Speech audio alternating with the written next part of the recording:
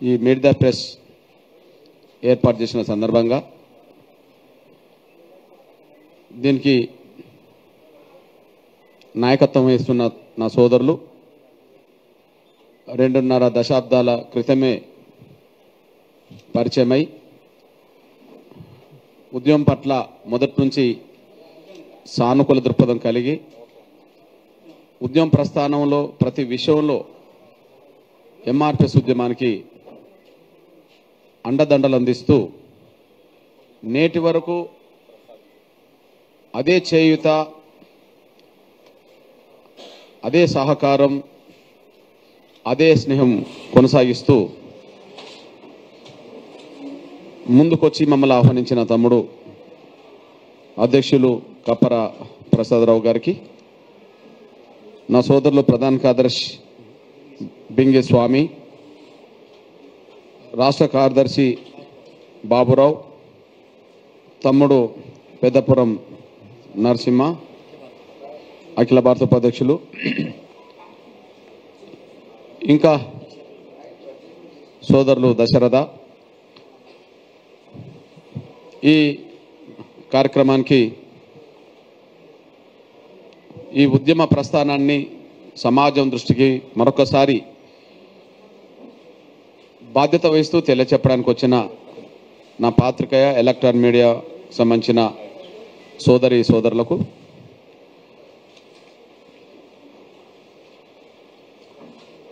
Print మరియు electronic మీడియాకు సంబంధించిన సోదరులందరికీ ముందుగా ఉద్యమ నమస్సులు.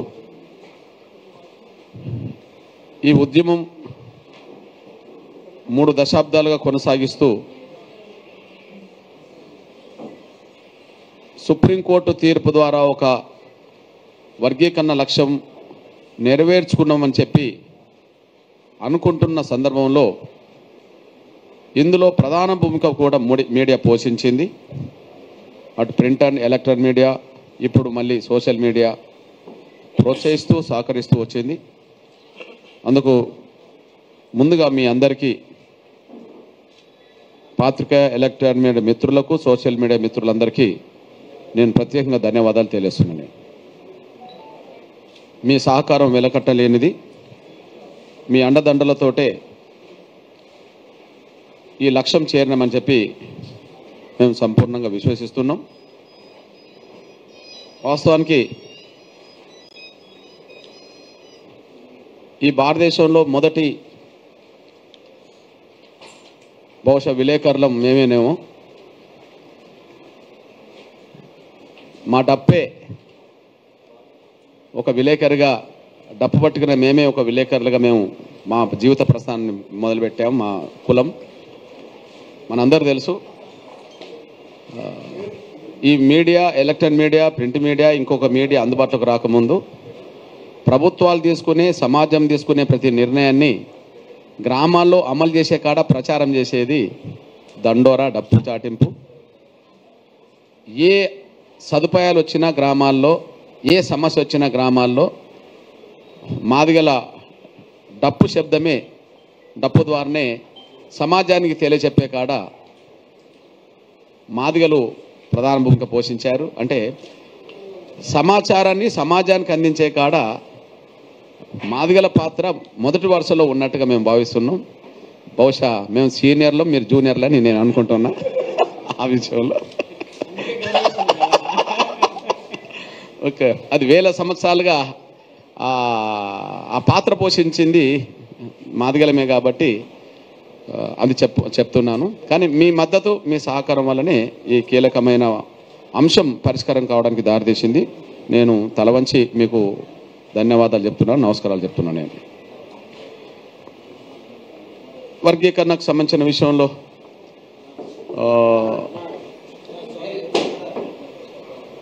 ఈ అంశం మొదలుపెట్టే ముందు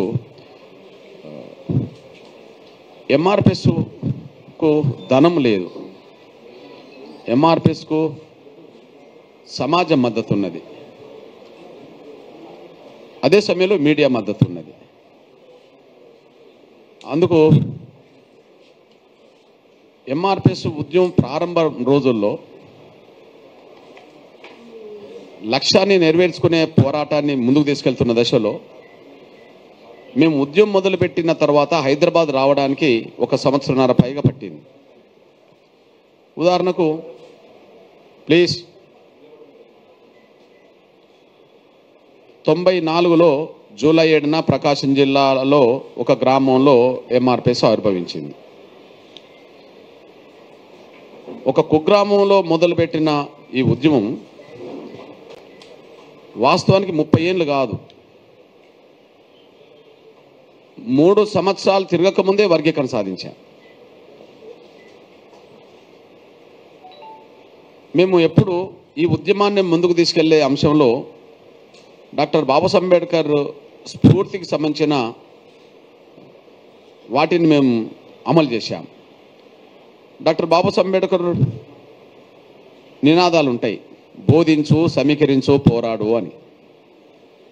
మేము ఎంఆర్పిఎస్ ఉద్యమం మొదలుపెట్టి ఒక గ్రామంలో మొదలుపెట్టి దాని గ్రామాలకు, మండలాలకు, వివిధ జిల్లాలకు విస్తరించే కార్యక్రమం, బోధించే కార్యక్రమం చేశాం ప్రారంభంలో. అప్పుడు మీడియాకు ఎంఆర్పిఎస్ అంటే కూడా తెలియదు. ఎంఆర్పిఎస్ అని చెప్పుకోవడం కూడా ఆ రోజు అందరికీ అర్థం కాలే, ఏంటి అని అనుకునేవాళ్ళు. అట్లా తిరుగుతూ బోధించే కార్యక్రమాన్ని విస్తృతంగా తీసుకెళ్ళాం. అట్లా ఆంధ్రాలో మొదలుపెట్టి రాయలసీమకు వచ్చి తెలంగాణ విస్తరించి ఉమ్మడి ఆంధ్రప్రదేశ్లో హైదరాబాద్లో భారీ స్థాయిలో మీటింగ్ పెట్టాం. మార్చి 2, 96 హైదరాబాద్ నగరం మొత్తం దిగ్బంధం అయిపోయింది. వెంటనే మళ్ళీ సెప్టెంబర్లో మీటింగ్ పెట్టాం. హైదరాబాద్ మొత్తం దిగ్బంధం అయిపోయింది. మరి ఆ వార్తలు సమాజానికి ఎట్లా చెప్పేటి అంటే, ఒక వార్త చదువుతా నేనండి.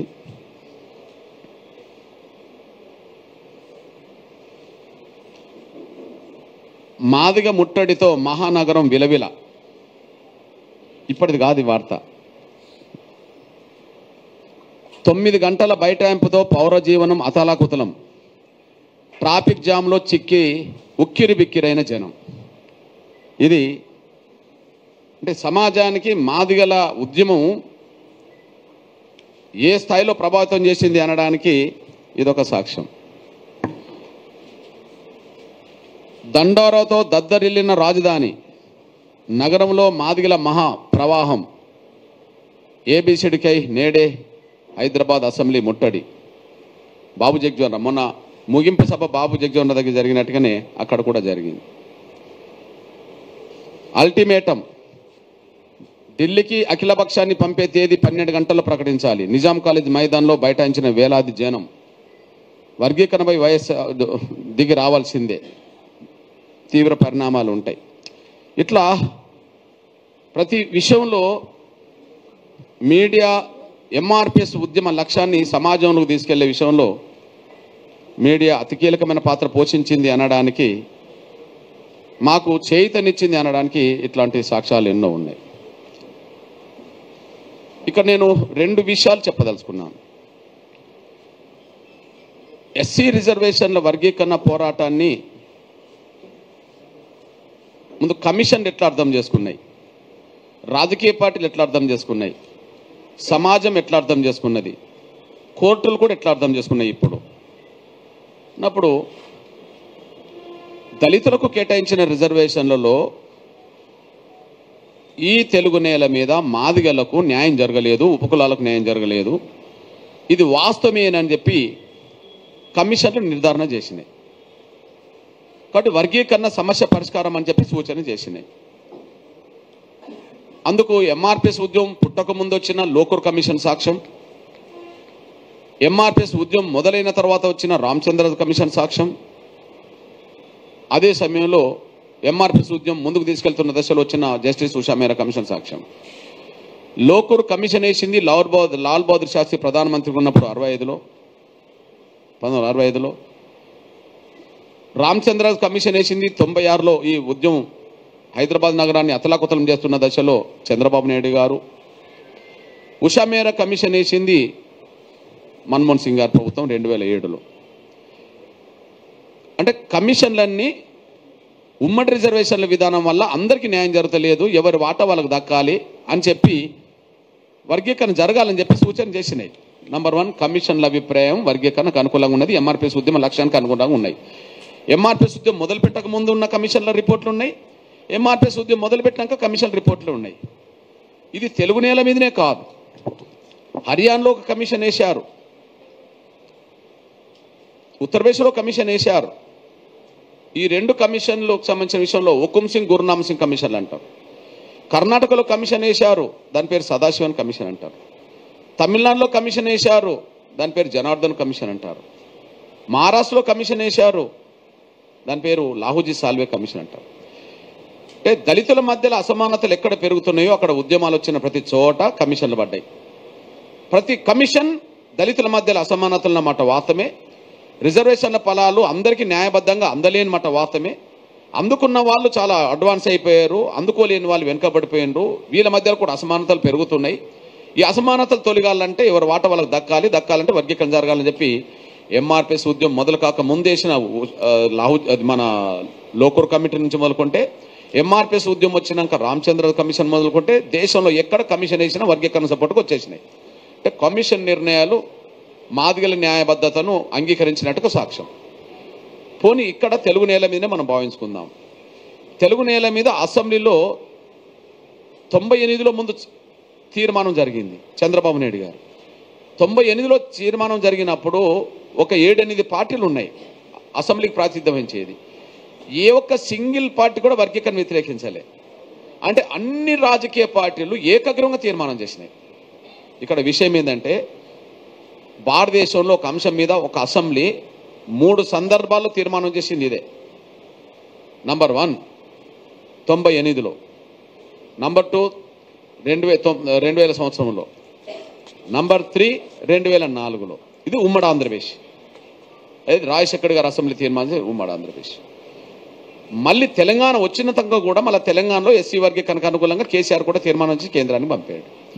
అంటే ఒక అంశం మీద రాజకీయ పార్టీలు భిన్నాభిప్రాయంతో ఉన్నాయంటే ఇక్కడ ఎవరు లేరు. ఎందుకు లేరు? కండ్ల ముందు కమిషన్ రిపోర్ట్ చెప్తున్నాయి, వాస్తవాలు కండ్ల ముందు కనిపిస్తున్నాయి. కాబట్టి మాదిగల పోరాటంలో న్యాయం ఉన్నది, వాళ్ళకి న్యాయం జరగాల్సిందే. సింపుల్ విషయం. ఇక్కడ బీసీల్లో ఏబిసిడి వర్గీకరణ ఉన్నది, ఎస్సీల్లో కూడా వర్గీకరణ కోరుతున్నారు, తప్పేం లేదు. కోరుకోవడానికి ఆధారనే కదా అని చెప్పి రికార్డ్ అన్ని అసెంబ్లీ తీర్మానాల ద్వారా సాక్ష్యం చెప్తున్నాయి. నంబర్ 2 సమాజంకి సంబంధించిన విషయం మీరు ఒక్కసారి గమనించండి. ఎగ్జాంపుల్, ఆ రోజు ఉన్న మీడియా మేరకు చర్చలు జరిపింది. అసెంబ్లీలో తీర్మానం జరుగుతున్నప్పుడు ఉన్న మీడియా చర్చ జరిపింది. వర్గీకరణ వ్యతిరేకించే ఒక వర్గం నుంచి కొంతమంది స్వార్థపరులు తప్ప, వర్గీకరణ వ్యతిరేకించే మొత్తం రిజర్వేషన్ ఫలాలు మేమే పొందుదామనుకుంటున్న కొంతమంది స్వార్థపరులు తప్ప, మాదిగ మాలేతర మొత్తం సమాజం, మాదిగలు వర్గీకరణ కోరుకుంటారు, మాలలు కొంతమంది వర్గీకరణ వ్యతిరేకిస్తుండ్రు. కానీ మిగతా సమాజం ఏంటి? మిగతా సమాజం యావత్తు ఎంఆర్పిఎస్ చేయూతనిచ్చేసింది. అది మొట్టమొదటి అసెంబ్లీ తీర్మానం జరిగిన చర్చలప్పుడు కానీ, మొన్న సుప్రీంకోర్టులో జరిగిన జడ్జిమెంట్ అప్పుడు కానీ, ఎలక్ట్రానిక్ మీడియాలో చర్చలు జరిగినాయి కదా, ప్రింట్ మీడియాలో వ్యాసాలు వచ్చినాయి కదా, ఎడిటోరియల్స్ వచ్చినాయి కదా, సోషల్ మీడియాలో చర్చలు జరిగినాయి కదా. మాదిగేతర మొత్తం సమాజం ఈ వర్గీకరణ ఎప్పుడో జరగాల్సి ఉండే, ఇప్పటికైనా న్యాయం జరిగింది, 30 ఏళ్ల పోరాటానికి న్యాయం జరిగిందని చెప్పి న్యాయాన్ని గుర్తించిందే మొత్తం సమాజం, ఎంఆర్పిఎస్ను గుర్తించింది మొత్తం సమాజం. అంటే ఇక్కడ వర్గీకరణ వ్యతిరేకించే వాళ్ళు కొంతమంది స్వార్థపరలే తప్ప సమాజం యావత్తు మాదిగలకు అండగా ఉన్నది అనడానికి ఇది సాక్ష్యమే కాకుండా, ఈ 30 ఏళ్ల పోరాటంలో ఎంఆర్పిఎస్కు సమాజం నుంచి వచ్చిన సహకారంతో ఎంఆర్పిఎస్ నిలబడుకుంటూ వచ్చేసింది. ఇప్పుడు ఈ మీడియా సహకారం ఉన్నట్టుగానే సమాజంలో అన్ని వర్గాల పెద్దల, అన్ని రాజకీయ పార్టీల పెద్దల, అన్ని వర్గాల మేధావుల మద్దతు ఎంఆర్పిఎస్కు నిలబడుకుంటూ వచ్చేసింది. అంటే సమాజం యావత్తు ఎంఆర్పిఎస్ వర్గీకరణ సపోర్టుగా ఉన్నది. ఇప్పుడు చీఫ్ జస్టిస్ గారి ఆధ్వర్యంలో 7 జడ్జీలతో కూడిన రాజ్యాంగ ధర్మాసనం 6 జడ్జీలు వర్గీకరణ జరగాల్సిందే, రాష్ట్ర ప్రభుత్వాలకు చేసుకునే రైట్ ఉన్నది, హక్కు ఉన్నది అని చెప్పి త్వరగా మార్గదర్శక సూత్రాలు అమలు చేసుకోవాలని చెప్పి సూచన చేసింది, జడ్జిమెంట్ ఇచ్చేసింది. ఇప్పుడు మీరు గమనించండి, ఇప్పుడు జడ్జిమెంట్ ఇచ్చిన దానికి నాయకత్వం వహించింది ఎవరు? గౌరవ్ చంద్రచూడ్ గారు. వాళ్ళ తండ్రి కూడా చీఫ్ జస్టిస్గా చేశాడు. బహుశా చాలామంది చీఫ్ జస్టిస్లు అయ్యారు, కానీ అందులో కొంతమందికి మాత్రమే గొప్ప పేరు ఉన్నది. అంటే ఎవరికి ఒత్తిడికి తలొగ్గకుండా, పాలక ప్రతిపక్ష ధనానికి తలొగ్గకుండా న్యాయం వైపు నిలబడతారు అనడంలో న్యాయవేత్తకు ఎంత గౌరవం ఉన్నదో, అందులో చంద్రచూడ్ గారి కుటుంబానికి, చంద్రచూడ్ గారికి అంత పేరు దేశంలో ఉన్నదనే విషయం అందరికీ తెలిసిన విషయమే. మరి గౌరవ చంద్రచూడ్ గారి నాయకత్వంలోనే ఎస్సీ వర్గీకరణ రైటు, దళితుల మధ్యలో అసమానతలు ఉన్నాయి, దళితులందరూ ఒకే సమూహానికి సంబంధించిందని చెప్పి మనం అనుకోవడానికి వీల్లేదు, దళితుల మధ్యలో కూడా సాంఘిక అసమానతలు ఉన్నాయి, దళితులు వేరువేరు కులాలుగానే ఉన్నారు అని చెప్పి అందరికీ న్యాయం జరగాలని చెప్పి గౌరవ చంద్రచూడ్ గారి ఆధ్వర్యంలో తీర్పు చేసింది. ఇప్పుడు చెప్పండి, వర్గీకరణను మాదిగలు కోరుకుంటుండ్రు, వర్గీకరణను మాలలు కొంతమంది వ్యతిరేకిస్తుండ్రు. కానీ మరి మీడియా సపోర్ట్ ఎటు ఉన్నది? సమాజ మద్దతు ఎవరికి ఉన్నది? పోరాటం ఎవరు ఈ రోడ్డు మీద 30 ఏళ్ళు రాజు లేకుండా చేశారు? న్యాయ వ్యవస్థ మద్దతు ఎవరికి ఉన్నది? కమిషన్ల మద్దతు ఎవరికి ఉన్నది? అసెంబ్లీలో తీర్మానాలు చేసిన రాజకీయ పార్టీల మద్దతు ఎవరికి ఉన్నది? ఎంఆర్పిఎస్కి ఉన్నది. కాబట్టిగానే 30 ఏళ్ళు ఎంఆర్పిఎస్ నిలబడ్డది. న్యాయం లేకపోయినా, సమాజం మద్దతు లేకపోయినా ఎంఆర్పిఎస్ ఉద్యమం ఇంత 30 ఏళ్ళు ఎందుకు నిలబడుతుంది? నిలబడే అవకాశం లేదు. కాబట్టి ఇప్పుడు వర్గీకరణ వ్యతిరేకించేటోళ్ళు ఒంటరి వాళ్ళే కదా. నిజంగా చెప్పాలంటే సమాజ స్రవంతిలో సమాజ అభిప్రాయానికి అనుగుణంగా కూడా వాళ్ళు ముందుకు రావాలి. సమాజం ఏమనుకుంటుంది కనీసం చూడాలి, మీడియాలో ఏమనుకుంటుంది సమాజం చూడాలి, న్యాయ వ్యవస్థ ఎట్లుందో చూడాలి, రాజకీయ పట్ల ఏమనుకుంటున్నారో చూడాలి. అవి చూడకుండా ఇంకా మేమే తింటామంటున్న వాళ్ళ ప్రకటనలు చూస్తే ఎంఆర్పిఎస్ కాదు, సమాజమే వాళ్ళను ఈసడించుకుంటున్న పరిస్థితికి కనిపిస్తుంది. ఎంతకాలమే ఇంకా మీరు అడ్డుకుంటారు? ఇది న్యాయం కాదయా, మీ వాట అడుగుతలేరు కదా, వాళ్ళ వాట అడుగుతున్నారు కదా అని చెప్పి సమాజంలో అభిప్రాయం ఉన్నది. ఇప్పటికైనా మా సోదర వర్గంలో ఉండబడే కొంతమంది వ్యక్తులకి నేను విజ్ఞప్తి చేస్తున్నా, వర్గీకరణ వ్యతిరేక స్టేట్మెంట్లు మానుకోండి, వర్గీకరణ వ్యతిరేకిస్తూ ఇంకేదో చేస్తామనే దాన్ని కూడా ఆపుకోండి. మనం ఇంకా ఉమ్మడి సమస్యల మీద పోటం చేయడానికి అవకాశం ఉన్నది. దళిత వర్గాలకు, గిరిజన వర్గాలకు, బీసీలకు, సమాజానికి అన్యాయం జరుగుతున్న కొన్ని అంశాలు ఉన్నాయి. వాటన్నిటిని పరిష్కారం కోసం కలిసి పని చేసుకోవాల్సిన అవసరం ఉన్నది. ఆ కలిసి పని చేసుకోవడానికి ముందుకు రావాలి, కానీ ఇంకా వర్గీకరణ వ్యతిరేక ఇట్లాంటి స్టేట్మెంట్లు ఇక మానుకోవాలని చెప్పి నేను అప్పీల్ చేస్తున్నాను.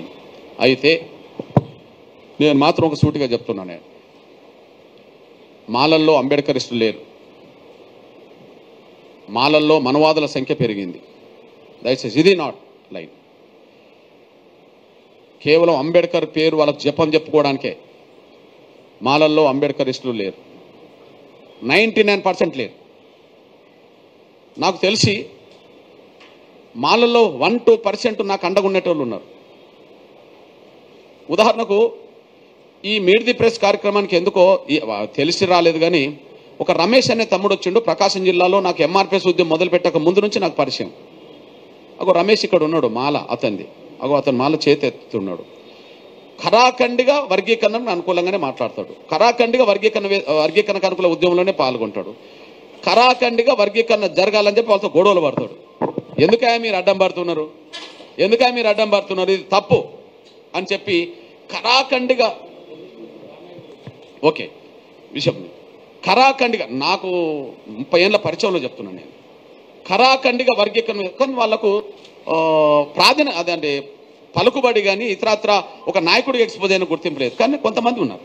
ఉదాహరణకు జయభారత్లో పనిచేస్తున్న ఒక లోక్నాథ్ అనే తమ్ముడు ఉన్నాడు, అతను కూడా మాలే. అతను మాలలతోనే మాట్లాడతాడు వర్గీకరణ జరగాల్సిందే అని చెప్పి. అని ఆయన రాష్ట్రానికి మొత్తం తెలిసిన నాయకుడిగా కనిపించాడు, జయభారత్లో పనిచేస్తున్న తమ్ముడు. అదే సమయంలో ధర్మరాజు అని నాగర్ కర్నూలులో ఉన్నాడు ఒక తమ్ముడు. ఆ ధర్మరాజు వర్గీకరణ జరగాలని ఢిల్లీలో వచ్చి ధర్నాలు చేసిండు. వర్గీకరణకు వ్యతిరేకంగా మాలమోహనుడు ధర్నా చేస్తుంటే అదే మాలల నుండి వచ్చిన ధర్మరాజు అనే తమ్ముడు కూడా, ఒక సోదరుడు కూడా నాగర్ కర్నూలు వచ్చి ఒక 100 మంది మాలలను తీసుకొచ్చి ధర్నా చేశాడు.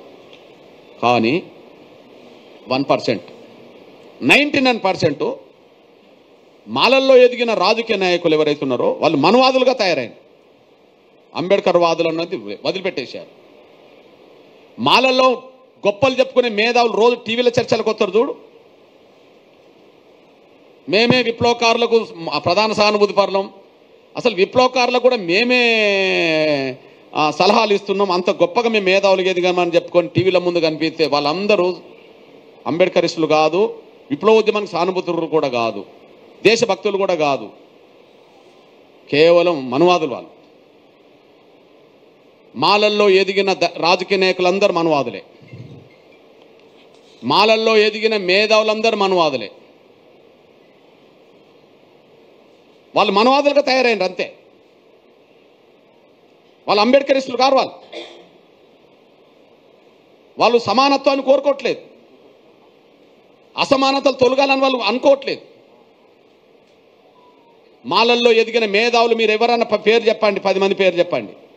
వాళ్ళు దళిత సంఘాల పేరుతో ఉమ్మడి దళిత సంఘాలు లీడ్ చేసిన, విప్లవోద్యమం పేరుతో పెద్ద నాటకాలు ఆడిన, విప్లవోద్యమం పేరుతో పెద్ద నాటకాలు ఆడిన, రాజకీయ నాయకుల పేరుతో పెద్ద లీడర్లకు ఎదిగిన, మేధావులు అన్న పేరుతో చర్చలకు వచ్చిన వాళ్ళందరూ మనువాదులే. మాల నుండి వచ్చిన వాళ్ళందరూ అంబేద్కరిస్టులు కాదు, దళితుల మధ్యలో అసమానత తొలగాలనుకునేటోళ్ళు కాదు, మనువాదులు. నిజంగా చెప్పాలంటే డాక్టర్ బాబాసాహెబ్ అంబేద్కర్ రిజర్వేషన్ల కోసం పోరాటం చేస్తున్నప్పుడు అగ్రకులాలు అంబేద్కర్ను వ్యతిరేకించినాయి ఆనాడు. కానీ మళ్ళీ అగ్రకులాల సమాజం మళ్ళీ ఆలోచించింది, నిజమే కదా, 1000 సంవత్సరాలుగా మనమే వాళ్ళని అణిచేసాం కదా, 1000 సంవత్సరాలుగా వాళ్ళకు మనం ఇబ్బంది పెట్టాం కదా, అంబేద్కర్ కోరుకున్న దాంట్లో ఇప్పుడు అవకాశాలు కావాలని కదా, అవకాశాలు కావాలనే పోరాటాన్ని ఇప్పుడైనా మనం అంగీకరించకపోతే సమాజాన్ని ఎట్లా ఒకటిగా నిలబెడతామని చెప్పి అంబేద్కర్ కాలంలో అగ్రకులాలకు సంబంధించిన వాళ్ళు మళ్ళీ అంబేద్కర్ను కోరుకున్న డిమాండ్ అనుసరించారు, న్యాయం అన్నారు, ఆమోదించారు. అసలు అగ్రకులాలు రిజర్వేషన్ వ్యతిరేకించే రోజుల నుంచి రిజర్వేషన్లు సక్రమంగా ఈ దేశంలో అమలు జరిగే పరిస్థితి వచ్చిందంటే ఎవరి మద్దతు ఉన్నట్టు? వాళ్ళ మద్దతు ఉన్నట్టే కదా, వాళ్ళ సహకారం ఉన్నట్టే కదా. అంటే అంబేద్కర్ కాలంలో అగ్రకులాలన్నా మానవతావాదులుగా స్పందించారు, కానీ నా కాలం వచ్చేటప్పటికి మాలలే మానవతావాదులుగా లేకుండా పోయినరు. మాలల నుంచి ఎదిగిన నాయకులు మేధావులే మనువాదులుగా తయారైంది. మరి మనువాదులతోటి అంబేద్కర్ వాదులు ఎప్పుడు రాజీ పడలేరు కదా. కాబట్టి ఒకనాడు అగ్రకులాల్లోనే మనువాదులు ఉన్నారని ప్రచారం జరిగింది కదా, కానీ ఇప్పుడు మాలల్లోనే మనువాదులు ఉన్నారు. ఒకనాడు అగ్రకులాల్లోనే మనువాదులు ఉన్నారని మాట్లాడుకునే వాళ్ళం కదా, మాలల్లోనే మనువాదులు ఎక్కువ మంది ఉన్నారు. 1-2% ఉంటే వాళ్ళని గౌరవించుకుంటా, వాళ్ళని అనుసరిస్తా, వాళ్ళని కలుపుకెళ్ళిపోతా. సేమ్ టైం నా సామాన్య మాల ప్రజలకు ఎక్కడ అన్యాయం జరిగినా, అవమానాలు జరిగినా వాళ్ళ నా సోదరులుగా భావించుకుంటా, ఇప్పుడే కాదు ఎప్పుడైనా వాళ్ళకి అండగా నిలబడతా. సామాన్య మాలలతో నాకు శత్రుత్వం లేదు, వాళ్ళ నా సోదరులే. కానీ ఎదిగిన వాళ్ళతోటే, ఎదిగి మనవాదాన్ని ప్రదర్శించే వాళ్ళతోటే నాకు విభేదాలు ఉంటాయి. వాళ్ళ దగ్గర మేము రాజీ పడే ప్రసక్తే లేదు, భవిష్యత్తులో కూడా కొనసాగిస్తాం. ఈ నేపథ్యం ఒక అంశంగా మీ దృష్టికి తీసుకొస్తున్నాను నేను. రెండో విషయం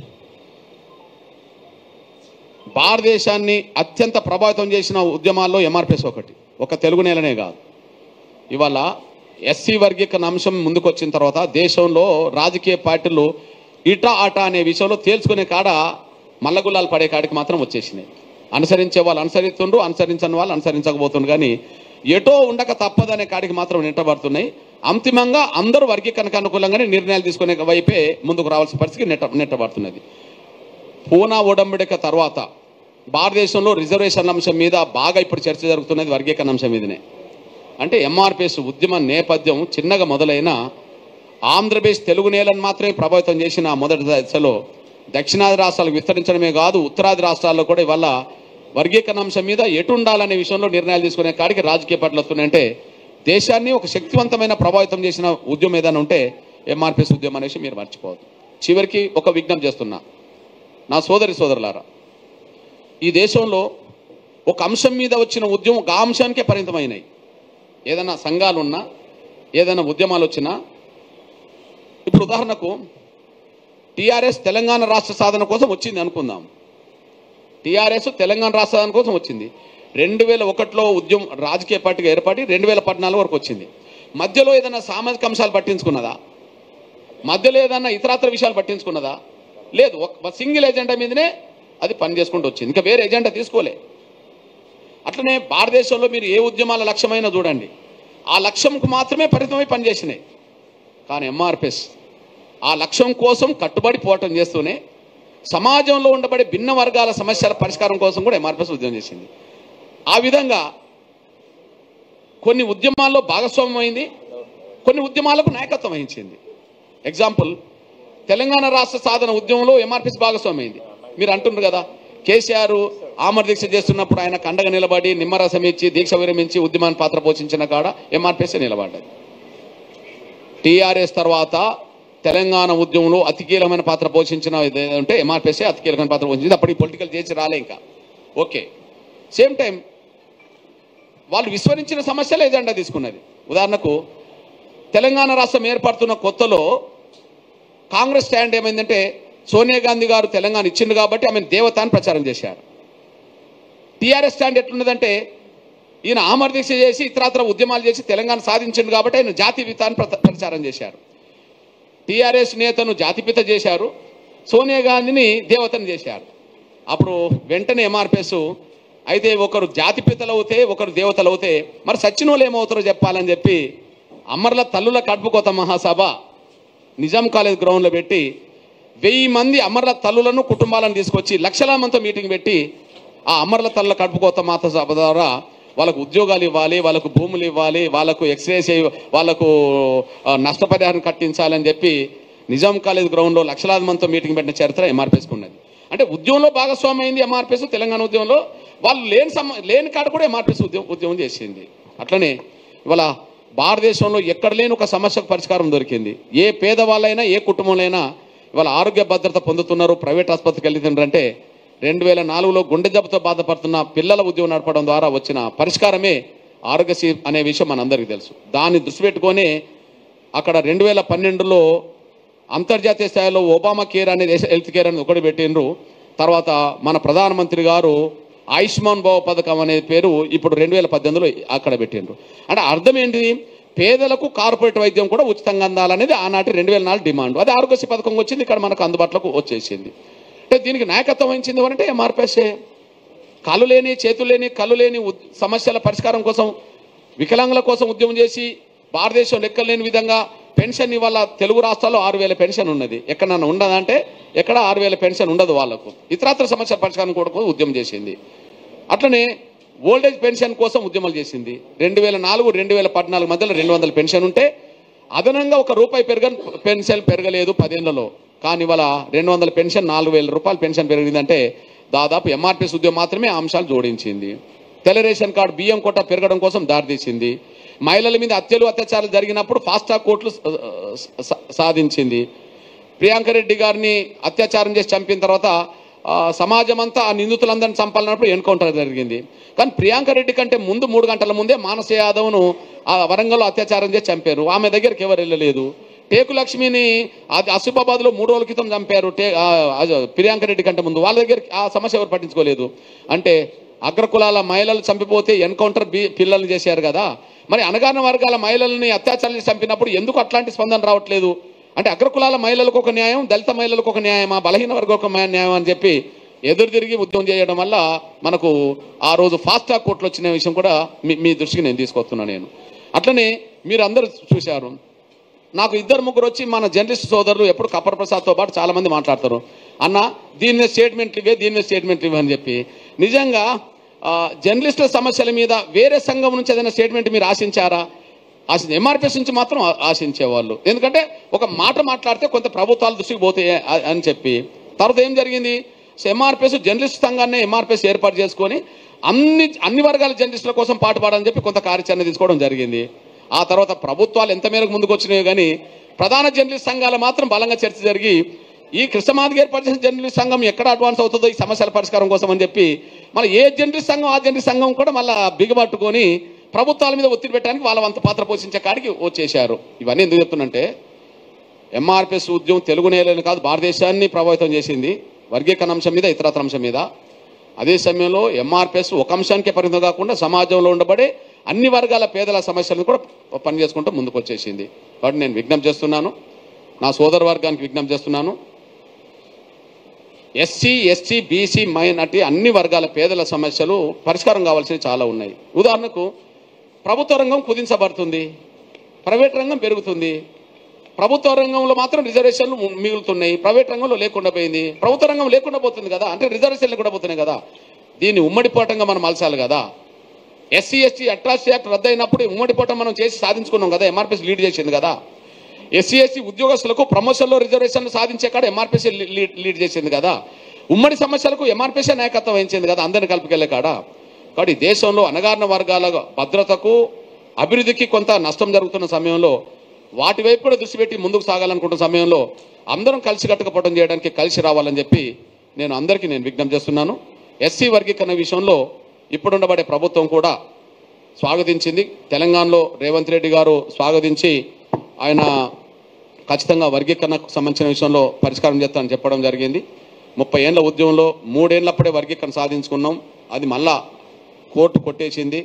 తిరిగి మళ్ళీ 5 ఏళ్లకే రాష్ట్రపతితో సాధించుకున్నాం. ఇది చూడండి, ఒక కుగ్రామంలో మొదలుపెట్టిన ఉద్యమ సమస్య పరిష్కారానికి రాష్ట్రపతి కేఆర్ నారాయణ ఆమోదించిండు 99 డిసెంబర్లో. అంటే 97లోనే వర్గీకరణ సాధించుకున్నాం. తాత్కాలికంగా అడ్డంకి వచ్చింది. తిరిగి మళ్ళీ ఉద్యమం నిలబెట్టుకున్నాం. చివరికి రాష్ట్రపతి ఆమోదించిండు. రాష్ట్రపతి ఆమోదించిన వర్గీకరణ అంశం 4 ఏళ్ళు పరిష్కారం జరిగింది చంద్రబాబు ప్రభుత్వంలో. ఆ తర్వాత మళ్ళీ సుప్రీంకోర్టు మళ్ళీ స్టేట్ పవర్ లైన్ అది చేశారు. అప్పటి నుంచి మళ్ళీ ఉద్యమం జరుగుతూనే ఉన్నది. స్టేట్ పవర్ అనేది మనం ఇప్పుడు చెప్పేశారు. అంటే ఎక్కడ కూడా రాజీ లేకుండా, ఎక్కడ కూడా అలసిపోకుండా, ఆత్మస్థైర్యం కోల్పోకుండా ఈ ఉద్యమం నడపడం వల్ల వర్గీకరణ లక్ష్యం నెరవేరింది. ఎంఆర్పిఎస్కు సమాజం చేయూతనిచ్చింది. ఎంఆర్పిఎస్ ఎదగడానికి సమాజం కూడా కారణమైంది. కాబట్టి తిరిగి సమాజానికి మళ్ళీ సేవ చేయాలనే పద్ధతిలోనే ప్రజల కోసం కూడా ఎంఆర్పిఎస్ ఉద్యమాలు నిర్వహించి ప్రజల కోసం మేలు చేసింది. ఆ విధంగా కృతజ్ఞత కూడా మాకున్నది కాబట్టి కృతజ్ఞత చాటుకున్నాం. ఇప్పుడు నా సోదరులు ఈ మీట్ ది ప్రెస్కి పిలిచి నన్ను ఆహ్వానించినందుకు ధన్యవాదాలు చెప్తూ భవిష్యత్తులో సమాజ సమస్యల మీద మరిన్ని పోరాటాలు చేయడానికి ఎంఆర్పీ సిద్ధంగా ఉన్నదనే విషయం కూడా గుర్తు చేస్తున్నాను. ధన్యవాదాలు.